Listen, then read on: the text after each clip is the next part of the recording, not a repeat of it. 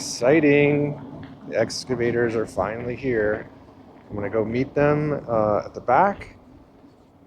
But yeah, this has been such a long ride to, finally get to this point where we can dig the foundation, because that's just the part that, everything relies on. Framers, plumbers, all the trades. This is basically the most important piece, the foundation.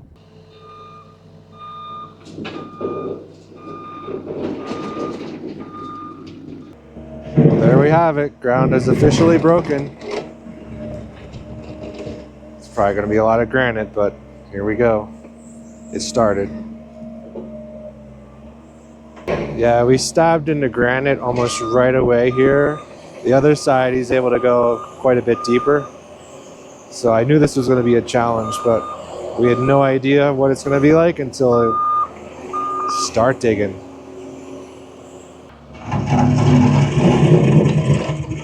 Not the sounds I want to hear. That's hitting granite.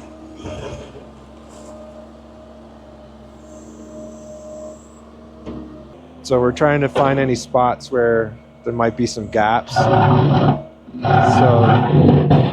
unfortunately, it's just the way it is. So he's got to clear some dirt, and then we'll have to make some decisions. Pure granite. So the hole is dug. Unfortunately, the update is that we didn't get very far down. He hit granite at the top of the hole, probably in the first 6 inches, and actually even a little less. So our crawl space is going to be much lower. Instead of 4 feet, they're going to drop it down to just 2 feet at the top. It'll be a little bit longer here on the end, but we're working around it instead of blasting. And we had to shift where we're putting the house over a little bit, but it'll all work out. I'd say the germination rate is really good for those Western native seeds. I mean, I just kind of threw a handful in there in both trays, and they came out really nice. In a previous video, I mentioned that I wasn't going to get a chainsaw mill. Mainly just because the time constraints and, what it takes to actually do it. So I've been cutting a lot of these trees up into rounds. I don't even really have a fireplace, and it seems kind of wasteful. Yeah, I could sell it, but there are some really straight big logs. So I did buy a chainsaw mill. This is the chainsaw mill, unassembled. This is the stuff of nightmares for me. I hate putting stuff together. I mean, sometimes it's okay, but just not how my brain works, especially when there's improper, poor instructions, like where do all these pieces go together. My brain just shuts down. So I got this chainsaw mill rig hooked up. Wasn't quite as bad as my mind made it out to be. It still wasn't exactly fun, but I only have a 20-inch bar on this steel MS-171.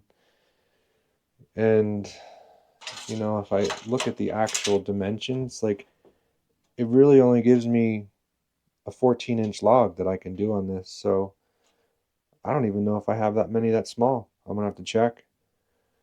So I may test this out on a few small logs and, see how it goes. But honestly, I'm going to need at least a 24-inch bar, if I'm going to, be able to get at some of these nicer trees. So I don't know. I got it hooked up.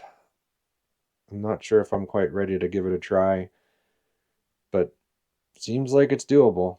So I'm going to go measure some trees and see what I got out there. All right, well, that's a good sign. This one's only 1 foot wide. So this one's doable within the 14-inch limit.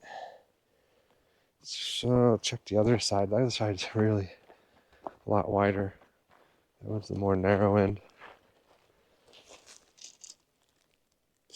Yeah, as you can see on the wider end, this thing's 16 inches. So at least I might be able to do a small board down at the far end, but that's definitely going to be a problem. This one, it's 13 inches at the wide end. But again, I mean, how wide of a board am I even going to get until I get to the end? You know, we'll see. Maybe 10 inches. And this one's a lot bigger. But some of these trees are like really straight. You know, I mean, this thing would make for great lumber. But yeah, this one's at 17 at the widest end. So the chainsaw mill rig that I got can, I think, do up to 24 inches. So I definitely need a 24-inch bar. I mean, I really need to start there. I also can't stop buying any beehives. The horizontal hives, this little swarm trap. So this is my third one. I'm gonna get another one set up. I didn't record it, but I got a lot of work done today. Still working on these trees. Everything is completely delimbed that I got down on the ground. So it's a good start. And you can just see how sick these trees are. That dwarf mistletoe is just growing everywhere out of the branches. Once it gets a hold of the tree, it spreads and just grows. And then during the summer, they just pop and spread to other trees. Yeah, I'm just coming down to get some water from the spring. Got this big bull just laying on the road.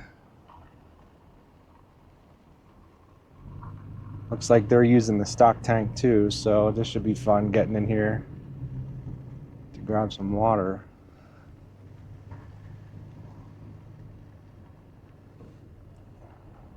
There's all these calves here. I don't know what they're gonna do. Hey, baby cows. Oh, not sure mom likes it.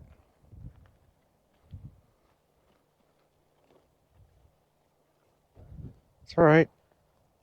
Whoa, got them behind me too. Well, there they go.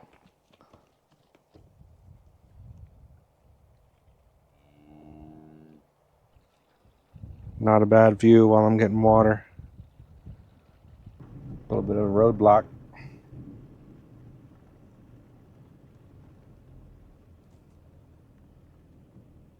I'm just trying to eat.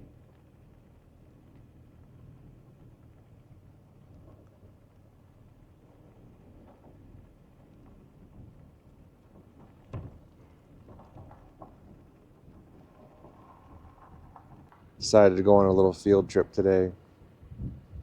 This is 11 Mile State Park, 11 Mile Reservoir. Basically, people come out to boat, fish, camp. It's pretty cool. The weather's a little unsettled. It's usually pretty windy up here, but just so you can see around.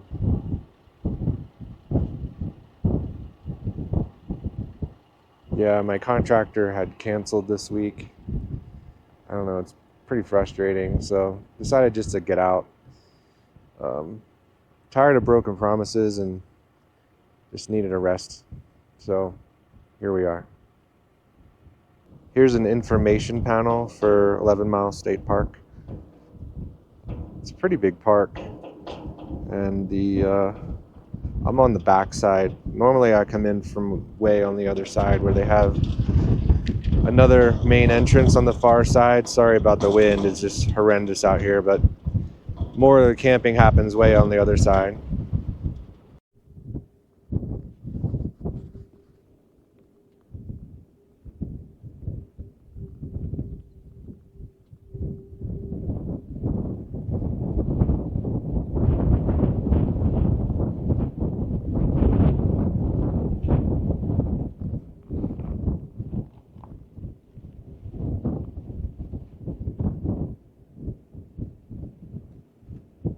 And there's a second swarm trap up in a tree. This is a different one.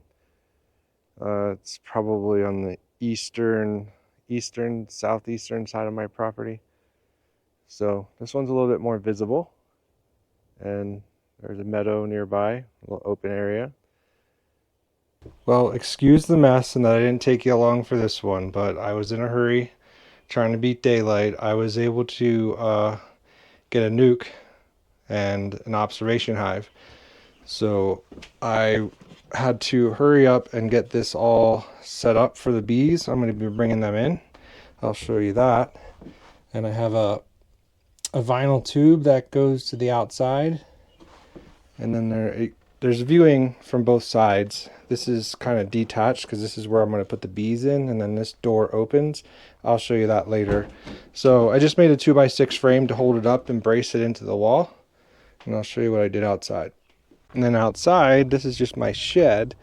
This was an errant hole, so I kind of had to cover that up. And then I made a little landing board, and then that same tube comes out so the bees can have pretty good runway to land. And then a little roof, and then this slightly is down, so any water will come off. So I'm excited to get this loaded up and get some bees up here. Especially, having an observation hive, it's just good to be able to see what the bees are doing here, like for nectar flows, to see their activity, what they're up to. So yeah, really excited to get a beehive here, and especially one that I can watch. Well, I'm here to get my bees. I'm getting a nuke from Rocky Mountain Bee Supply in Colorado Springs. We're gonna give them a try. Well, there we have it. A pro nuke. It's just, that's what the container's called, but I'm about ready to drive with thousands of bees in the back, right behind my driver's seat. That was a crazy ride. 65 miles distance from Colorado Springs. I have the bees. I just have them sitting on a stool right now, right below the observation hive entrance. I'm gonna get suited up and start walking these frames in one by one. I was just giving them a little time to calm down. They just had a bumpy 4-mile road. The last 4 miles to my location is dirt roads and washboarded, very bumpy. But yeah, so letting them calm down for a little bit while I get set up, and then I'll show you the process. All right, I'm finally suited up. This is a new suit. No, I'm not endorsing Lap's Bee Supply. It just happened to be what I got. But open this thing up. I have no idea what their disposition is going to be. And they just came from 65 plus miles away. I've never opened one of these before. There we go. There's the bees. They're free. What I'm going to do is try to find the queen. I want to be careful with that frame. I'm going to, enter it into the observation hive inside. These field bees that are flying up now, they're going to start orientating, making big circles all around, trying to locate to this hive and figure out where they are. Because at some point here, they're going to, already start looking for forage, going out and getting nectar, pollen, finding water. So I'm just going to start on the end and just start to pull these frames out. I'm not going to spend a lot of time on them just because they've been in here for a while.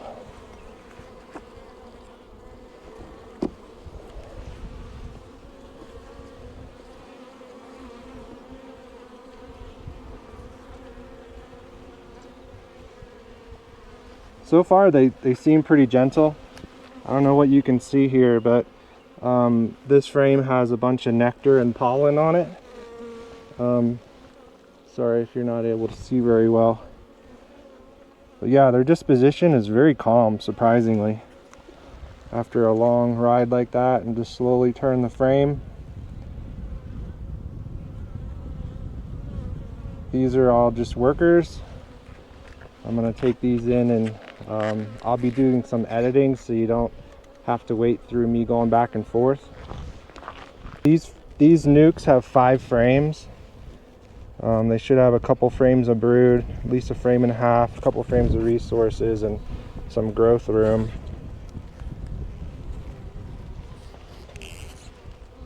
Alright, so I'm seeing young larvae in here and capped brood. I'm quickly scanning for the queen. Again, I haven't seen her yet, but she's generally fairly easy to pick out.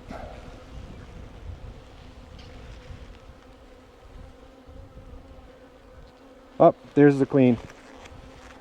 Bingo. She's right here on the frame at the end of my hive tool. You can see her walking around here. Hopefully you're catching that on the camera. So I'm going to go gently take this frame in. And again, I'm really happy with the disposition. They're not aggressive in any way. Alright, I'm going to finish up with these. I'm going to take you inside to see what I'm doing with the frames and how I'm placing them. Alright, so that's the frame with the queen on it. I'm going to come in and bring the other ones in now. Alright, here's another frame of brood. I'm inside my shed now, where the observation hive is, and there's these little trays, slots in the wood to set the frame. So I'm just trying to be gentle so that I don't squish any. But it has to be all the way in so that the door will close, and there is some, you know, build up propolis and wax on the side of the frames. But yeah, that's a great frame of brood. I'm really happy with that one. Oh, sorry if I'm blocking you here. These upper ones are going to be a little bit more tricky to push in.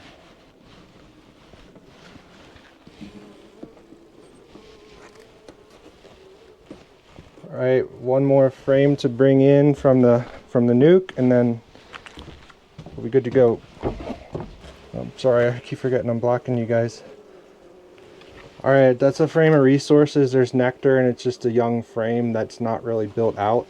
I'm going to put one new frame as the last frame and then close up, and then I can watch them, you know, do their thing. And there is a window on the other side.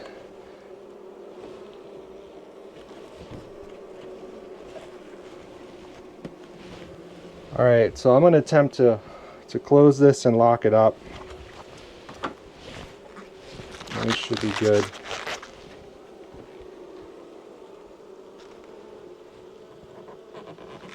Just trying to go slow so I don't squish any of the ladies.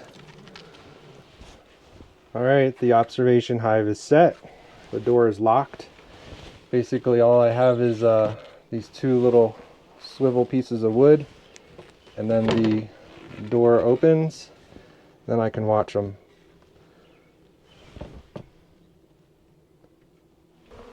But yeah, that was a success. Went a little better than I had anticipated. So, and it's a great day. We've had rain for, I don't know, 3-4 days. It's been overcast and crummy. So we have an absolutely perfect day for this to be installed.